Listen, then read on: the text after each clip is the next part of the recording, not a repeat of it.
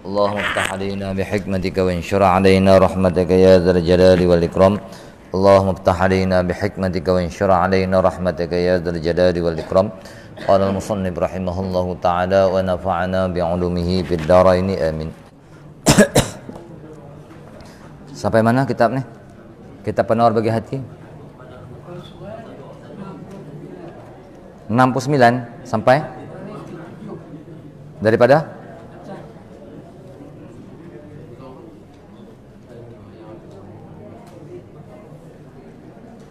dan berfirman Allah Ta'ala dan berfirmannya radhiyallahu anhum wa radu anhu.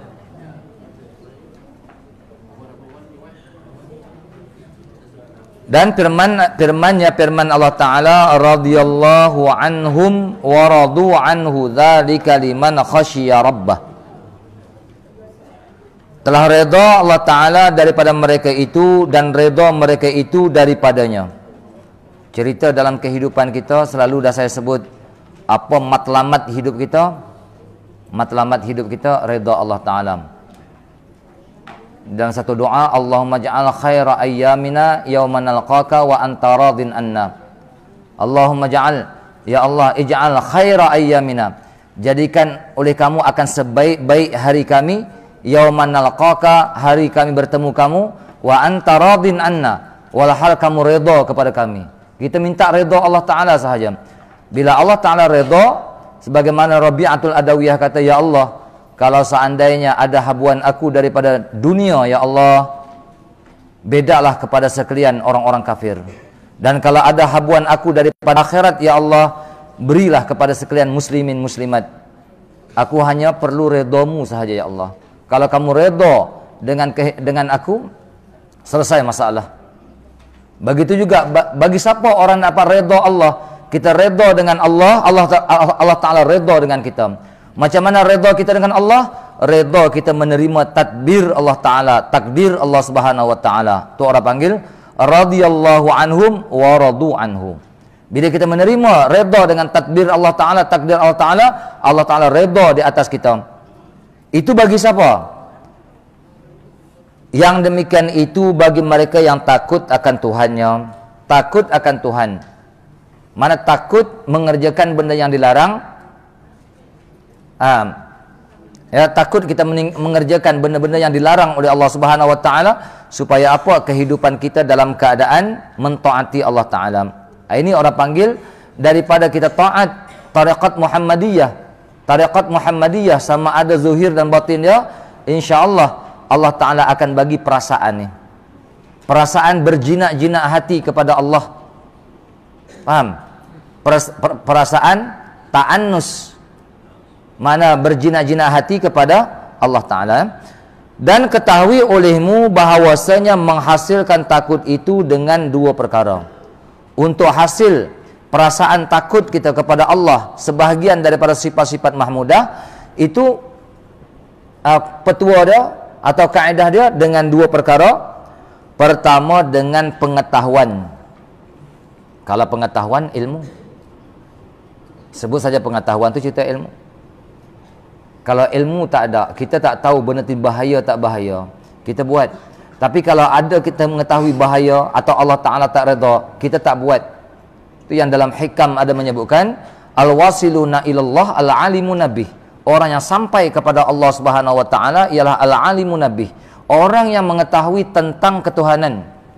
Kalau kita kenal Allah, kenal Rasulullah, dia akan timbul perasaan rindu, perasaan takut, segala. Takut ni bukan takut macam kita takut singa. Takut di sini kita takut Allah Ta'ala tak pandang kita dengan pandangan rahmat. Kita takut apa? Takut kita tak bersama dengan Rasulullah sallallahu alaihi wasallam di hari akhirat nanti. Kita takut di situ. Jadi ceritanya pertama dengan ilmu dan pengenalan. Bila ada ilmu, timbul pengenalan. Kalau tak ada ilmu, macam mana kita nak kenal? Itu awal-awal yakin yang kita dapat, iaitu daripada ilmu. Itu dipanggil ilmul yakin. Lepas tu naik kepada ainul yakin, naik kepada haqqul yakin, naik kepada kamalul yakin. Cerita dia, asas dia mesti kena ada ilmu. Mana ilmu yakin? Tu kalau mengaji tauhid, mengajilah sifat 20. Mengaji fiqh, mengajilah sebagaimana apa yang sebut Safinatun Najah, contoh dia. Ataupun kitab Abi Syuja' yang kita mengaji tadi. Mengetahui hukum hakam satu persatu di situ, timbul satu keyakinan kita. Lepas tu mengaji lagi dalam ilmu bab rasa, mengesahkan Allah Ta'ala pada zat, mengesahkan Allah Ta'ala pada sifat, asma, af'al Allah. Timbul kenal kita kepada Allah. Allah Ta'ala zat yang wajib wujud, yang nampak tak boleh, nak pegang tak berasa.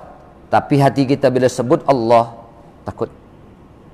Kenapa? Kenyataan wujud Allah tu sudah nyata pada sekalian alam. Nyata tak Allah Ta'ala sekarang ni?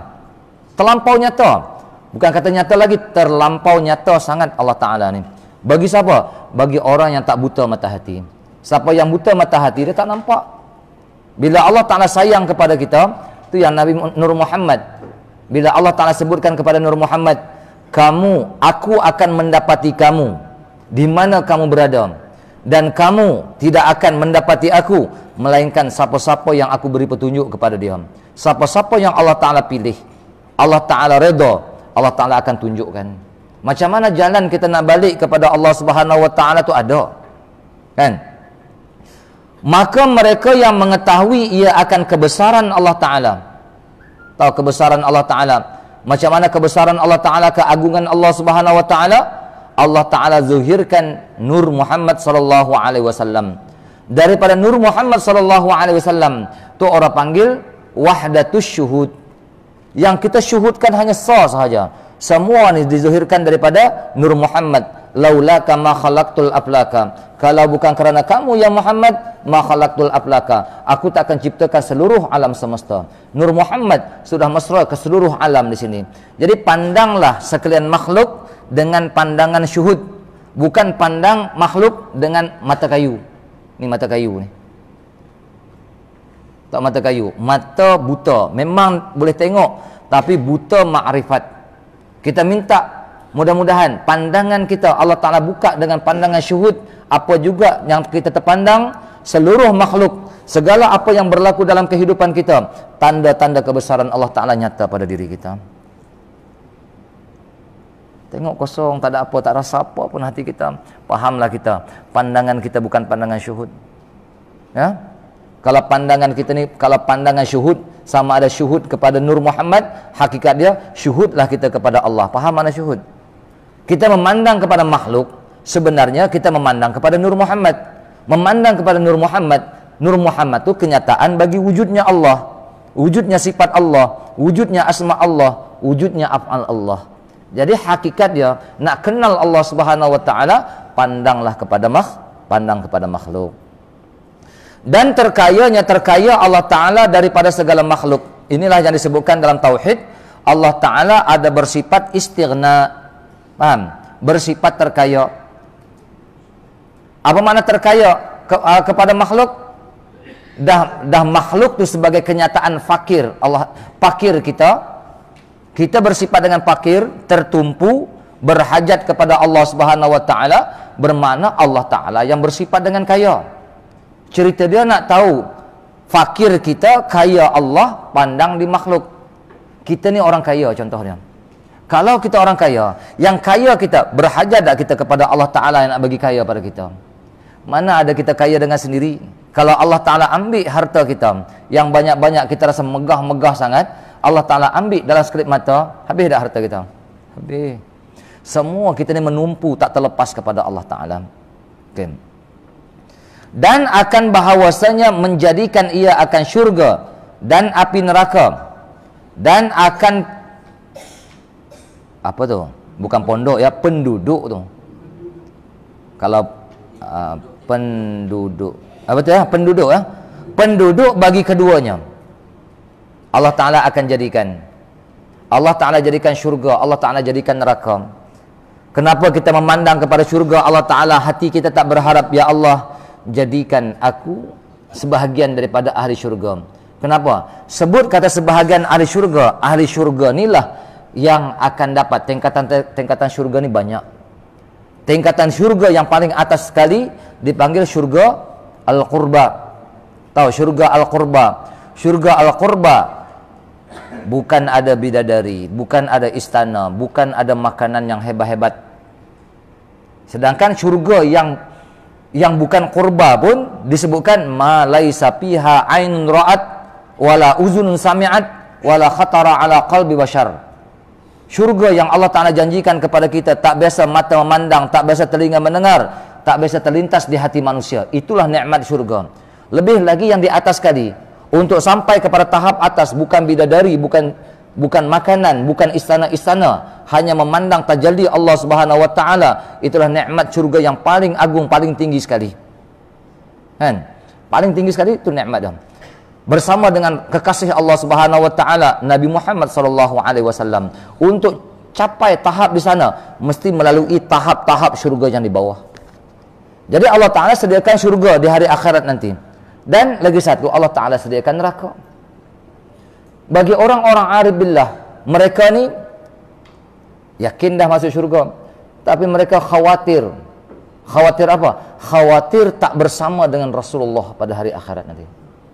Itu orang-orang yang arif billah. Kenapa? Orang yang bersama dengan Rasulullah memandang tajalli zat Allah Subhanahu wa taala. Kalau kita duduk bersama dengan Rasulullah sallallahu alaihi wasallam, kita akan dapat memandang tajalli zat Allah taala.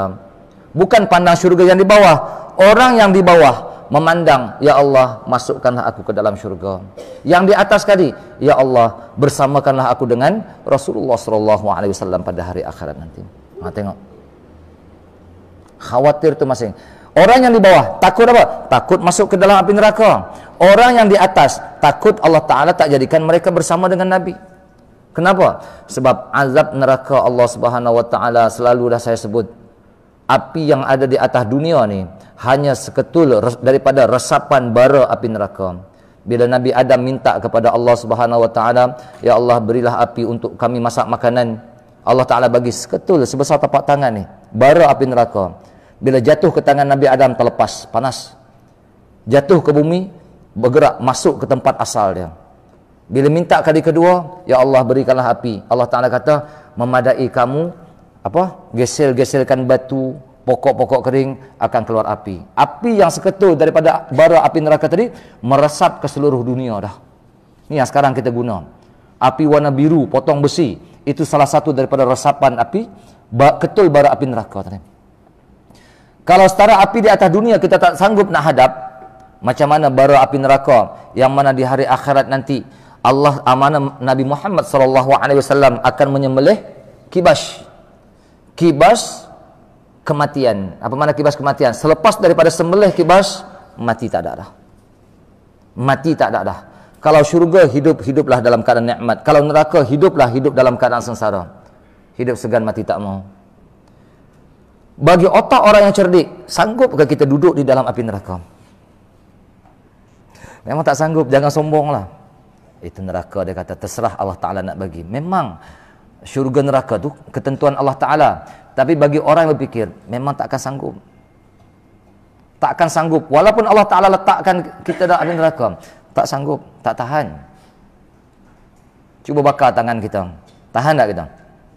Jadi kalau kita memikirkan macam ni, timbul satu perasaan, Allah, aku tak mampu, ya Allah, aku tak mampu, ya Allah. Timbul perasaan rasa nak mentaati Allah Ta'ala. Kan?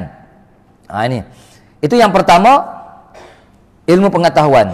Atau penduduk api neraka. Antara dua sahaja. Sama Allah Ta'ala jadikan kita ni, bahawasanya, dan tiada mengetahui ia akan bahawasanya, adakah ia penduduk syurga atau penduduk neraka.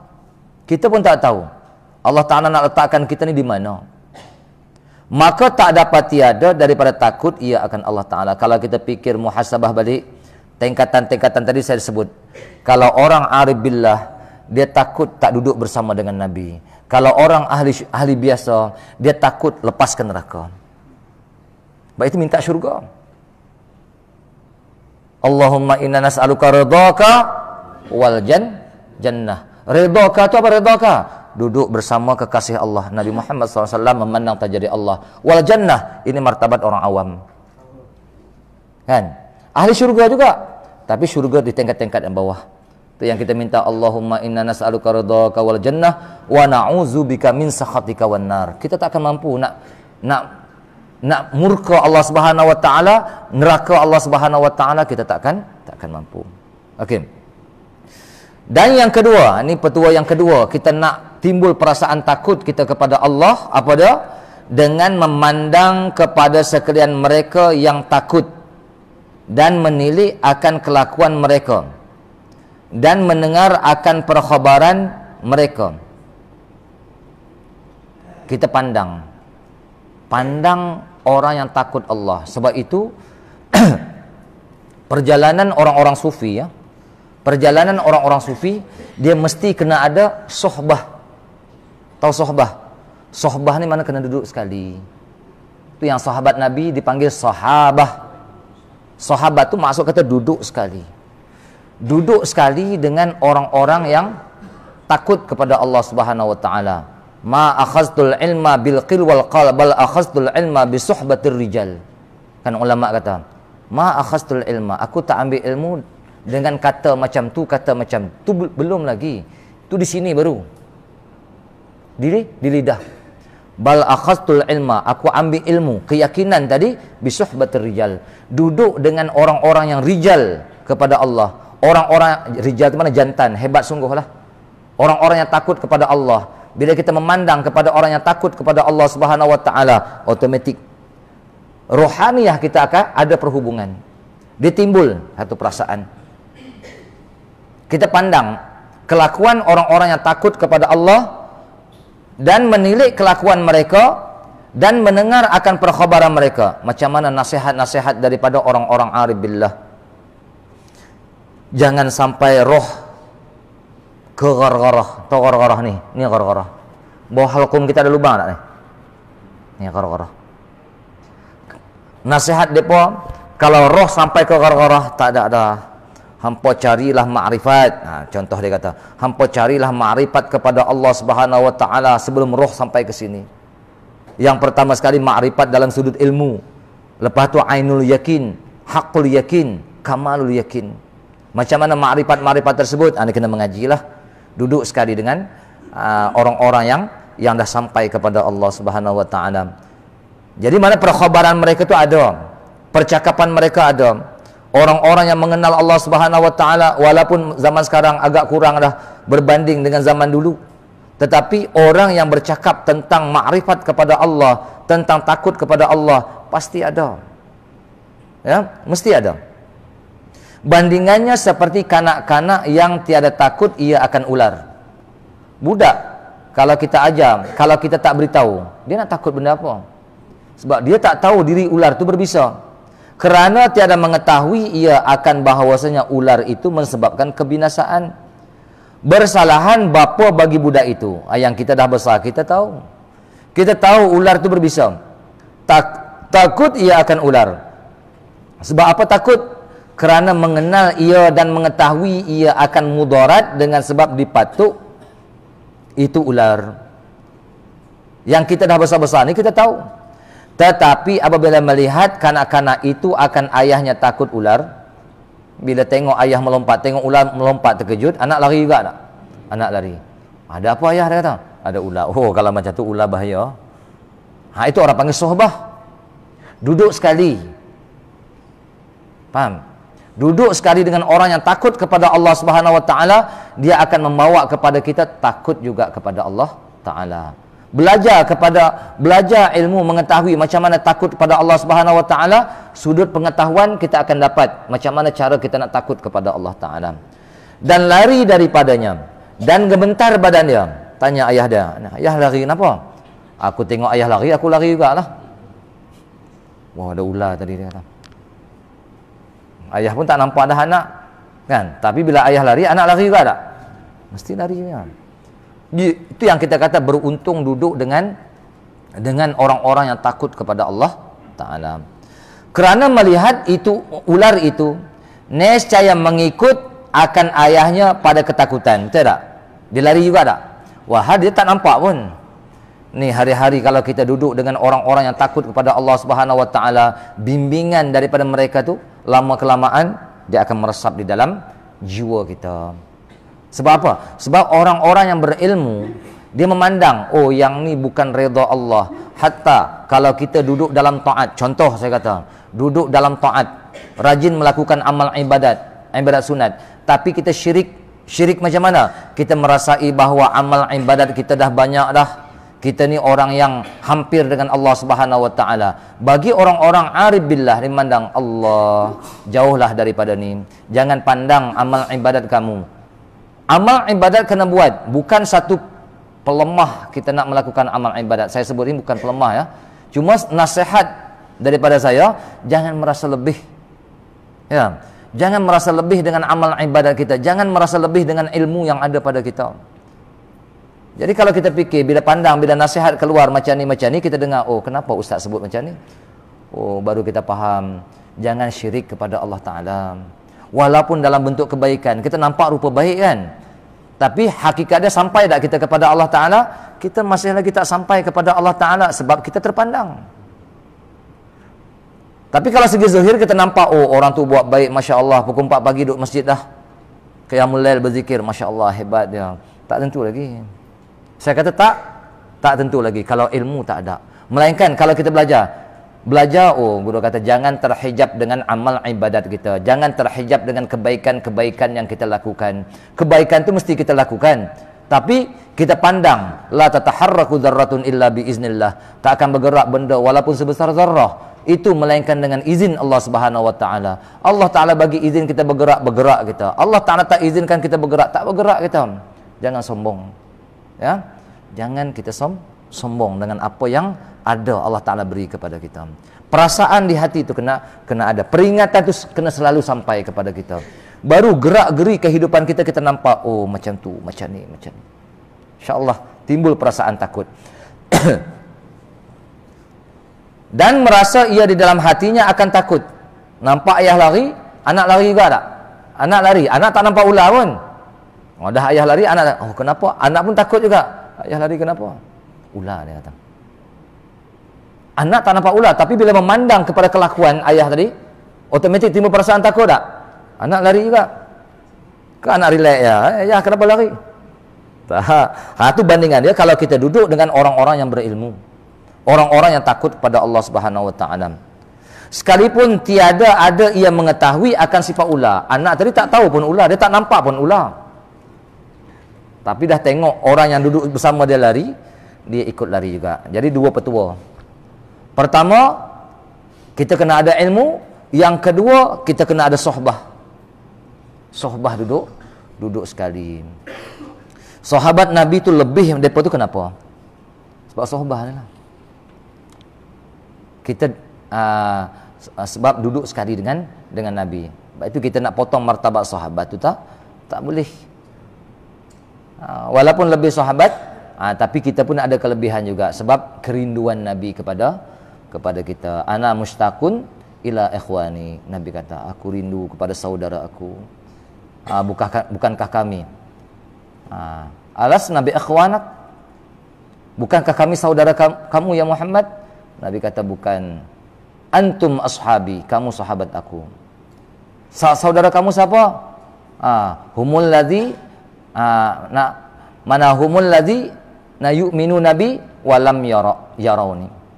Mereka ialah orang yang beriman kepada aku dan mereka tak memandang kepada aku, mereka tak sempat memandang kepada aku, mereka beriman kepada aku, hati mereka merindui aku. Itu sahabat Nabi. Siapa dia? Itulah umat-umat aku. Sebab itu bila apa yang dibawa oleh Nabi SAW, Nabi tinggalkan ulama, kita duduklah dengan ulama-ulama. Selamat kita. Faham? Duduk dengan ulama selamat. Sebab Nabi kata al-ulama warasatul anbiya. Ulama tu pewaris. Waris ni dalam faraid, anak laki-laki makan asabah tak? Anak laki-laki makan asabah. Tahu asabah? Dia makan apa yang habis setelah kita bagi ashabul furud. Orang makan nisfu, makan separuh berapa, makan 1/3 berapa, dah kita bagi semua tu, yang baki semua anak laki-laki sapu. Itulah bandingannya ulama. Ulama tu bandingannya di situ. Kan? Jadi kena ada ilmu, yang kedua kena duduk dengan orang-orang yang rijal kepada Allah Ta'ala. Dan ketahui olehmu, sikit kan? Dan ketahui olehmu bahawasanya takut itu seperti cemeti, pemukul. Cemeti yang menghalau ia akan hamba kepada tuah akhirat. Bandingan dia, cemeti kalau dia pusing depan kita, takkan kita nak dekat. Dia pusing bergerak, kita menjauh sampai kepada tempat yang baik. Ibarat cemeti yang menghalau kita, hamba tadi, kepada tuah akhirat. Peringatan bagi kita, kalau kamu langgar sakit. Sebab cemeti tadi, pukulan cemeti itu sakit.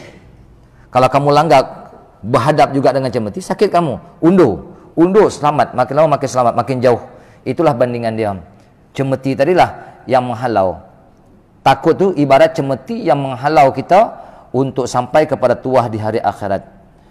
Tetapi tiada saigia bahawa berlebih-lebihan ia hingga membawa kepada putus asa daripada rahmat Allah Ta'ala.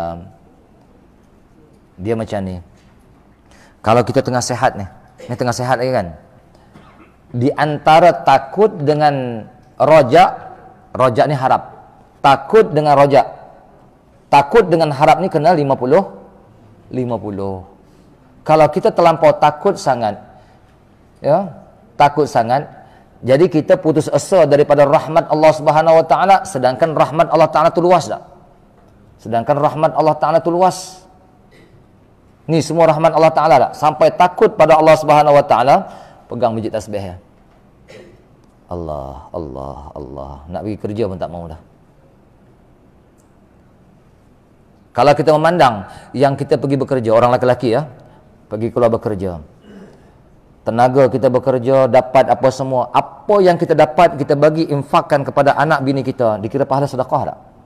Bermakna yang kita keluar kerja, itu orang panggil ibadat tak tu nama dia? Ibadat. Kenapa? Jangan pandang takut pada Allah Ta'ala setakat kita pegang tasbih, sembahyang sunat, baru dipanggil takut pada Allah Ta'ala. Yang kita keluar bekerja, perempuan pun sama, yang jaga rumah apa semua, masak, ibadat tak tu? Ibadat. Tenaga mereka gunakan sebagai infak tu semua tu. Bagi makan suami, bagi makan anak, semua dikira pahala oleh Allah Subhanahu Wa Ta'ala. Jadi bermakna takut dengan rojak ni, harap ni 50-50 ketika sihat. Melainkan ketika hampir ajal. Kalau dah nampak dah ajal, alamat-alamat kematian tu dah nampak dah pada diri kita, doktor kata lagi 2 bulan je hidup. Contohlah orang kena kanser. Ketika tu kena banyak apa? Kena banyak rojak. Kena beratkan balik harap. Harap macam mana? Allah, ya Allah, husnul khatimah, ya Allah, husnul khatimah. Harap kita gitu ya. Kalau ada alamat-alamat kematian, kena sangka baik. Ana inda zanni abdi bi. Aku di sisi sangkaan hamba aku dengan aku. Jadi bermakna apa dah? Sangkaan baik kita kepada Allah. Ya Allah, husnul khatimah. Ya Allah. Doktor kata aku tak lama dah, contoh dia. Aku tak lama dah nak pergi dah, nak menghadap kamu ya Allah. Berilah akhir kalam aku la ilaha illallah. Ini orang panggil harap kuat. Jangan takut, macam mana nak mati lagi 2 bulan nak mati. Orang jatuhkan hukuman mati, dia dah tahu dah. Tarikh sekian kamu akan digantung. Lagi seminggu dia kata nak kena gantung. Fikir tak lepas. Pasal gantung kena gantung lah. Jadi ketika tu kenapa? Harap kena kuat.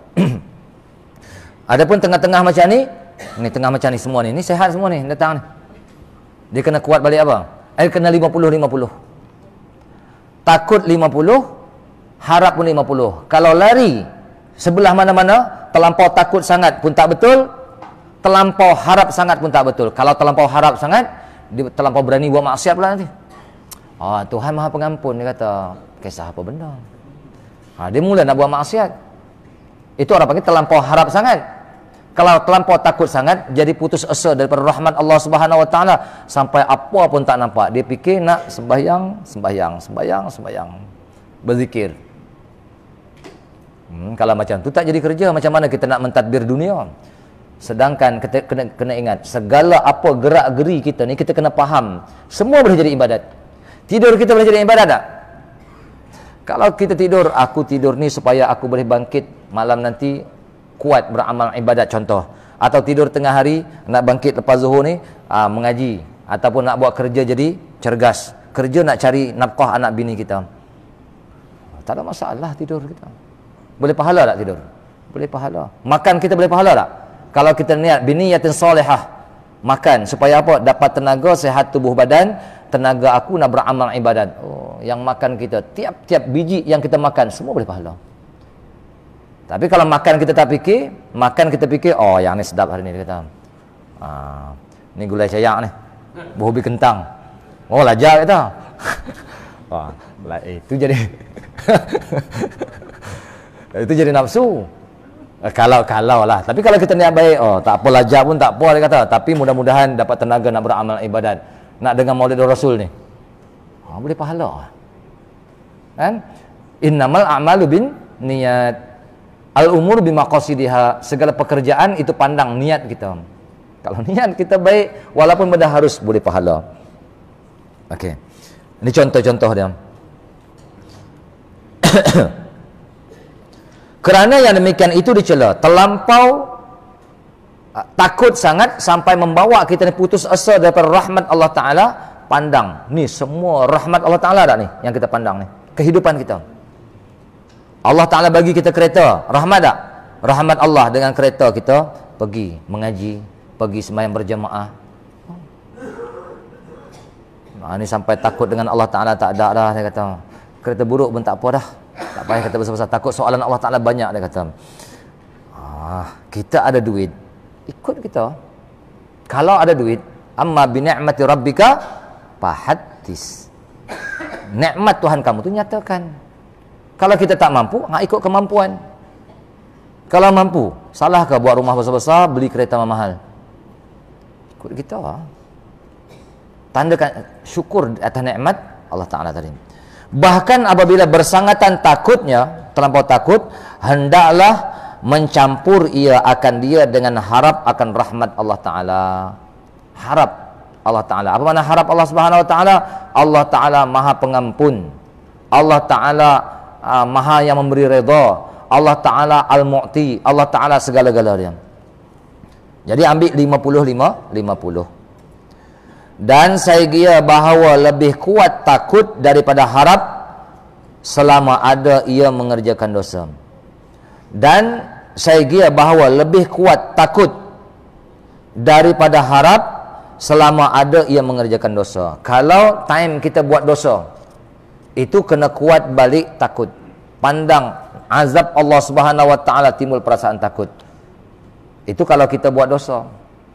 Tapi kalau bukan buat dosa, bukan kematian, nak mati, ambil 50. Yang ni masalah ni ada sebut dalam kitab Minhajul Abidin. Adapun orang yang taat, yang tiada ada maksiat, maka saya kira sama banyak oleh takutnya dan harapnya. Seperti Sayyidina Umar radhiyallahu anhu berkata ia, jika disuruh hendak masuk syurga sekalian makhluk kecuali seorang laki-laki, nescaya aku takut bahawa adalah aku yang demikian itu laki-laki. Masya Allah. Kalau semua manusia semua masuk syurga, tapi ada seorang yang akan dimasukkan ke neraka, aku takut bahawa seorang laki-laki itu akulah, dia kata. Tengok perasaan dia macam mana. Sayyidina Umar. Dan jika disuruh hendaklah masuk api neraka oleh sekalian makhluk kecuali seorang laki-laki, nescaya aku harap bahawa adalah aku yang demikian itu laki-laki. Kalau dia kata semua masuk neraka melainkan seorang laki-laki yang akan masuk syurga, aku berharap yang seorang laki-laki masuk ke dalam syurga itu adalah aku. Jadi ini bahasa dia apa dah? 50 takut, 50 harap. Jadi itu ketika mana? Ketika dalam keadaan sehatnya. Ketika dalam keadaan sehat, ketika dalam keadaan kita buat taat, yang tiada melakukan maksiat, orang taat. Jadi mana 50. Dan adapun apabila hampir mati, baca sikit ya, maka bermula harap dan baik sangka Tuhan itu lebih diutamakan. Ini saya terangkan tadi. Itu penting sangat ya.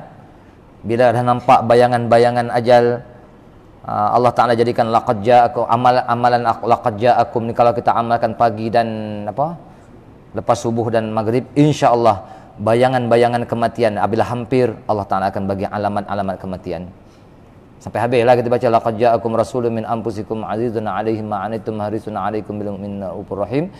Fa in tawallaw faqul hasbiyallahu la ilaha illa huwa 'alaihi tawakkaltu wa huwa rabbul 'arsyil 'azim. Baca 3 kali. Kalau dah nampak bayangan-bayangan tersebut, kena kuat balik harap dan sangka baik itu kena kuat. Kenapa saya kata sangka baik? Macam hadis saya sebut tadi, ana inda zanni abdi bi, aku di sisi sangkaan hamba aku dengan aku. Sangka baiklah, husnul khatimah. Ya Allah, husnul khatimah. Jadi Allah Ta'ala akan bagi tak bayangan-bayangan husnul khatimah itu nyata pada kita. Kenapa? Sebab kita bersangka baik. Mudah-mudahan mati kita dalam keadaan husnul khatimah. Kerana sabda Nabi, dan adapun abil hampir, wallahu alam. Cukup takat tu.